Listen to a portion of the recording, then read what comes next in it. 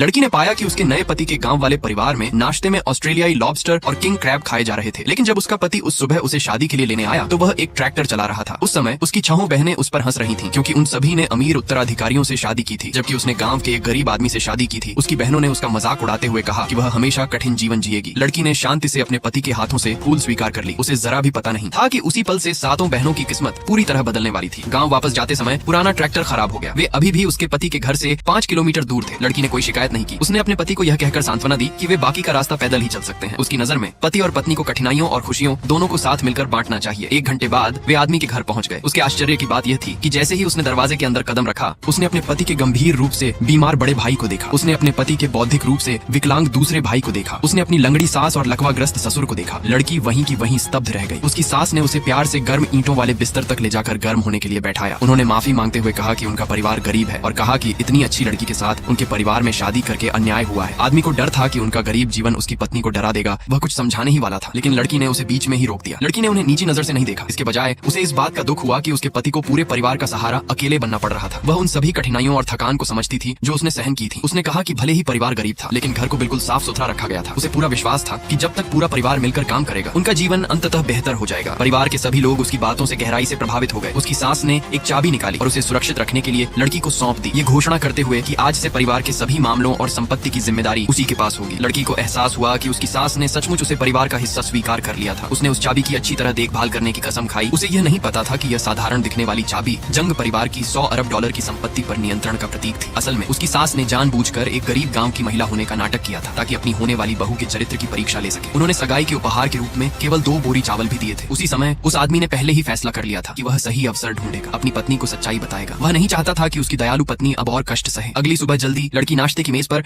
ऑस्ट्रेलियाई लॉबस्टर और king crab देखकर चौंक गई। उसने तुरंत अपनी सास से इतना अधिक पैसा खर्च न करने का आग्रह किया। सच्चाई उजागर होने से बचने के लिए उसकी सास ने समझाया कि वह समुद्री भोजन उन्हें एक पड़ोसी ने दिया था। उस शाम सचिव जल्दी वहां आ पहुंचा और उसने उस आदमी को जंग ग्रुप की पिछली तिमाही की वित्तीय रिपोर्ट सौंप दी, ये कहते हुए कि कंपनी की आय 300 बिलियन डॉलर तक पहुंच गई थी। संयोग से लड़की वहां आ गई और उसने ये बातें सुन ली। उसने आश्चर्य से पूछा कि क्या हो रहा है। उसकी सास ने तुरंत दावा किया कि वह सचिव ग्रामीण गरीबी राहत में मदद करने वाला एक स्वयं सेवक था और उसके हाथों में जो कागज थे वे केवल बेकार कागज थे जो आग जलाने के लिए रखे गए थे। हालांकि लड़की को शक हुआ। उसने और कोई सवाल नहीं पूछा। उसने कहा कि उनके परिवार को स्वयं सेवकों की मदद की जरूरत नहीं है, क्योंकि वह पहले ही शहर में नौकरी ढूंढने का फैसला कर चुकी थी और अपने हाथों से एक बेहतर जीवन बनाना चाहती थी। उसकी सास ने कहा कि सर्दियों का मौसम बहुत ठंडा है और उन्हें चिंता थी कि उसके हाथों में शीत दंश हो जाएगा। उस आदमी ने भी कहा कि उनके पास अभी भी कुछ बचत है और उसे काम करने की जरूरत नहीं है। लड़की ने सोचा कि वे केवल उसे दिलासा देने की कोशिश कर रहे हैं और अगले दिन काम पर जाने की जिद की। वह आदमी उसे कष्ट सहते हुए नहीं देख सकता था। जब वह सड़क पर पर्चे बांट रही थी तो उसने चुपचाप अपने कर्मचारियों को उन सभी को ले लेने की व्यवस्था कर दी।